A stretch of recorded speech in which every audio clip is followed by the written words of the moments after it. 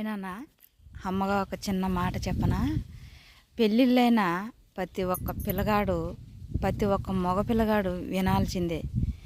పెళ్ళైన మరి క్షణం నుంచే ఇక్కడ తల్లిదండ్రులేమో, రే నాన్న పొద్దుపొడిచి ఎంచేపు అవుతుందిరా, పనికి టైం కావట్లేదా, పనికి వెళ్ళరా లెగరా అని కొడుకుకి చెప్పటం.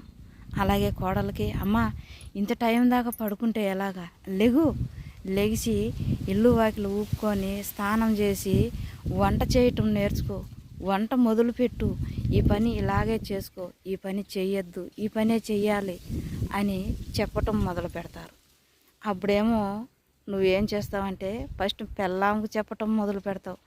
మా అమ్మ ఇలా చెప్తుంది ఎందుకు నా పెళ్ళానికి, మా అమ్మ నాకు ఇలా చెప్తుంది ఎందుకు, రూల్స్లు పెడుతుంది ఎందుకు అని ఫస్ట్ పెళ్ళాంకి, రెండోది అత్తమామకి చేరచ్చావు. వాళ్ళేమో నీకు ఆడ అంత ఇబ్బందిగా ఉంటే వచ్చేసేయి మేము చూసుకుంటాము అని వాళ్ళు అంటారు. నువ్వేమో నేను బయటికి పోతే బ్రతకలేనా అని ఇక్కడ తల్లిదండ్రి మీద గొడవలు పెట్టుకొని నీకు కావాల్సిన పెట్టాబేడ సర్దుకొని వెళ్ళిపోతావు.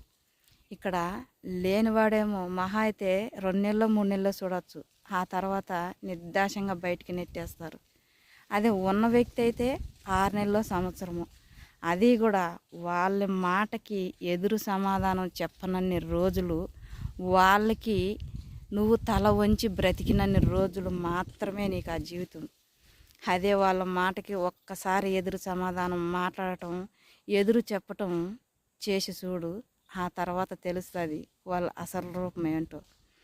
నా కష్టార్జితంతో బతుకుతూ ఏదో తల్లిదండ్రులు బయటికి నెట్టేశారని నేను పాపమని ఇంట్లో తెచ్చిపెట్టుకొని నేను పెట్టింది తిని బ్రతుకుతూ ఈరోజు నన్ను నిలదీసి మాట్లాడే మగోనివా, నా మాటకి ఎదురు సమాధానం చెప్పే మగోనివా అని నిర్దాక్షంగా మెడబట్టుకొని బయటికి గెంటేస్తాడు.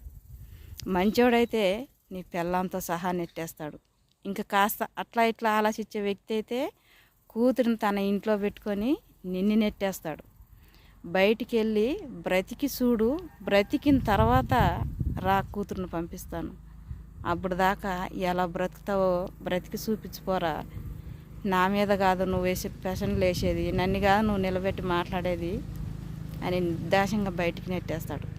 ఆ పొద్దు నీ తల్లిదండ్రులు నిన్ను మాట్లాడిన ప్రతి మాట కూడా నీ జీవితంలో ఇలాంటి సిచ్యువేషను ఎదురు కాకూడదు, నడి రోడ్లో ఒంటరిగా నిలబడకూడదు, ఆ పరిస్థితి రాకూడదు అన్న ఆలోచనతోనే ఇలా ఎందుకు బ్రతుకుతున్నారో అలాంటి వాళ్ళకి ప్రతి ఒక్కరు కూడా చేయండి.